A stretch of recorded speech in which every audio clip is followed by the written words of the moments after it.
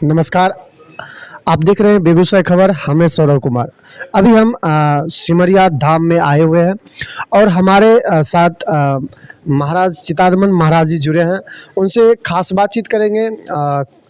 अभी कुंभ का समय चल रहा है, कल्पवास का भी महीना चल रहा है, कार्तिक मास है। उस पे ज़्यादा फोकस होगी क्योंकि व्यवस्था को लेकर और हर धर्म के लेकर इन पे बातचीत होगी। अभी हम बातचीत करेंगे। सबसे पहले हमारे चैनल में आपका स्वागत है बाबा। साधुवाद है। राष्ट्र की चतुर्थ स्तंभ आप सारे बंधुओं का। बाबा, पहला सवाल मेरा यह रहेगा कि अभी कुंभ का समय है। कुंभ चल रहा है सिमरिया धाम, पावन धरती पर, दिनकर की धरती भी कही जाती है बेगूसराय। तो इस पे क्या व्यवस्था है, क्या मतलब कमी है, क्या चीज़ और इसमें ज़रूरत है, इस पे आप बताइए। देखिए, कुंभ समय अपने ढंग से चलती है और जब एक राशि पर सूर्य, चंद्रमा और बृहस्पति का योग होता है तो कुंभ योग होता है। कुंभ कई प्रकार के होते हैं, जैसे शास्त्रीय कुंभ हो गया, राजनीतिक कुंभ हो गया, सांस्कृतिक कुंभ हो गया। तो यह जो है सो शास्त्रीय कुंभ है और इस पर जैसे हम लोग सर्टिफिकेट लेते हैं तो किसी यूनिवर्सिटी से, पढ़ाई का मतलब यही होता है। उसी प्रकार से हमारी संस्कृति, हमारी भारतीयता सदशास्त्र से प्रभावित है। और शास्त्र का मतलब यह है अनेक संशयोग छेदी परोक्षार्थ से दर्शकम सर्वस्व लोचनम शास्त्रम नास्ति अंध एव स। यह आदि कुंभस्थली कही जाती है। मतलब समुद्र मंथन हुआ और उससे 14 रत्न निकले, जिसमें अमृत का कलश भी निकला। और इसी पुनीत कार्तिक के महीना में धन्वंतरी महाराज उस अमृत कलश को लेकर के समुद्र से प्रकट हुए थे और यहाँ जो है सो देवता और असुरों को बैठा करके अमृत वितरण हुआ था। तो सिमरिया के नाम की सार्थकता एक इससे भी होती है। मतलब सिमरिया एक मिथिला का दक्षिणी सीमा, दूसरा यहाँ जीवन की भी अंतिम सीमा, मतलब यहाँ जागृत श्मशान है। तीसरी बात है यहाँ अमृत का वितरण हुआ और वह देवताओं को ही प्राप्त हुआ। केवल एक दानव देवताओं के मध्य आ गए, देवता के बीच में राहु महाराज, जो अभी भी अमर हैं राहु और केतु के रूप में। यह वह दिव्य स्थली है, लेकिन समय बलवान होता है।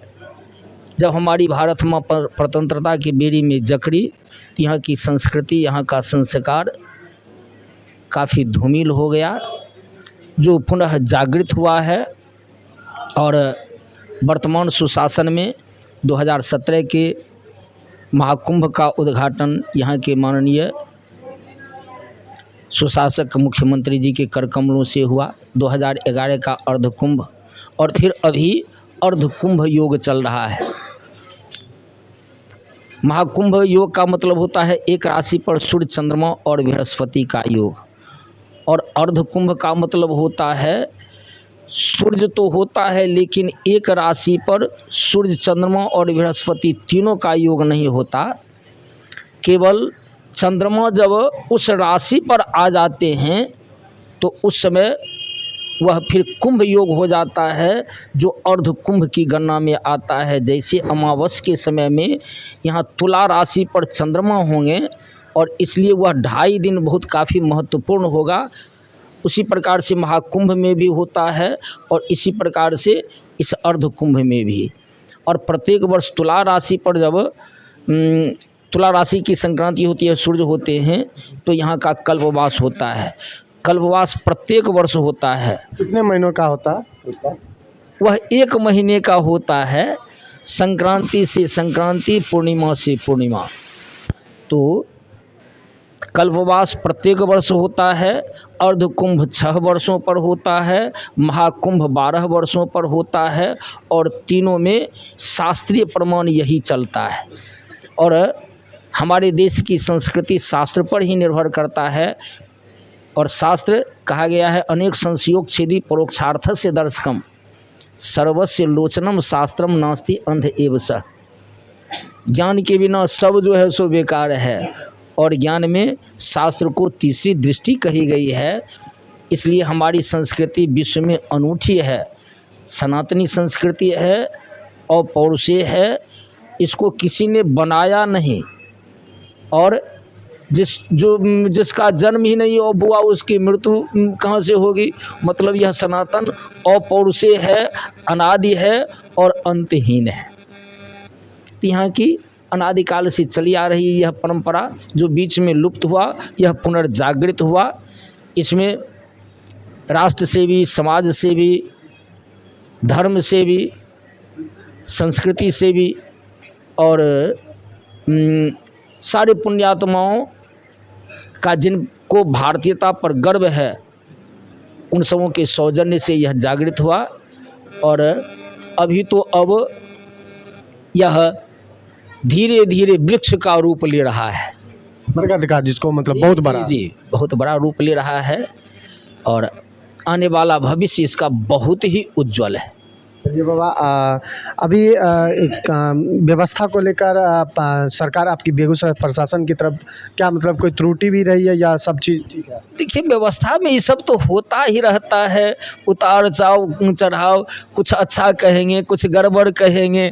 बाबाजी तो केवल यह जानता है कि यहाँ से जो आवें संतुष्ट होकर के जाएं, यही प्रशासन की, यही सरकार की और यही यहाँ की जनता का कर्तव्य बनता है। तो आप मतलब क्या मतलब कहना चाहेंगे जो भी सनातनी है, जो हमारे समुदाय के, हमारे धर्म के लोग हैं, जो अभी कुंभ यानी सिमरिया धाम आने वाले हैं, उनके लिए आप क्या कहना चाहेंगे? आवें और अपने लक्ष्य पर ध्यान दें। हमारा लक्ष्य है माँ गंगा में स्नान बनाना और उसमें भाव के मुताबिक फल निर्धारित होता है। हम अगर यह भाव करेंगे गंगा स्नान के लिए आए हैं तो केवल गंगा स्नान का फल होगा, कल्पवास के लिए आए हैं तो 1 महीने का फल होगा, अर्ध कुंभ के लिए आए हैं तो 6 महीना, आप महाकुंभ तब क्या कहते हैं 12 महीना। अब यहाँ महीना जो है सो वर्ष में आ जाता है। जैसे कल्पवास प्रत्येक वर्ष केवल 1 महीना पुनित कार्तिक में, अर्ध कुंभ 6 वर्ष और महाकुंभ 12 वर्ष।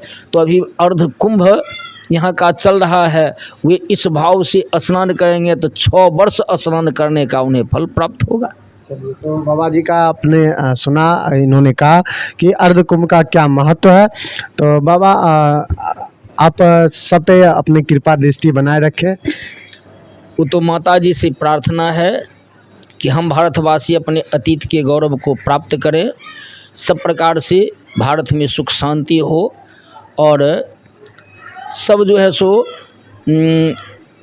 परमार्थ के लिए अपने धर्म पर चलते हुए राष्ट्र हित में, जनहित में, समाज हित में, संस्कृति हित में कार्य करें और सबका कल्याण हो। हमारा भारत अतीत के गौरव को प्राप्त कर विश्व में शांति स्थापित करने वाला। नमस्ते।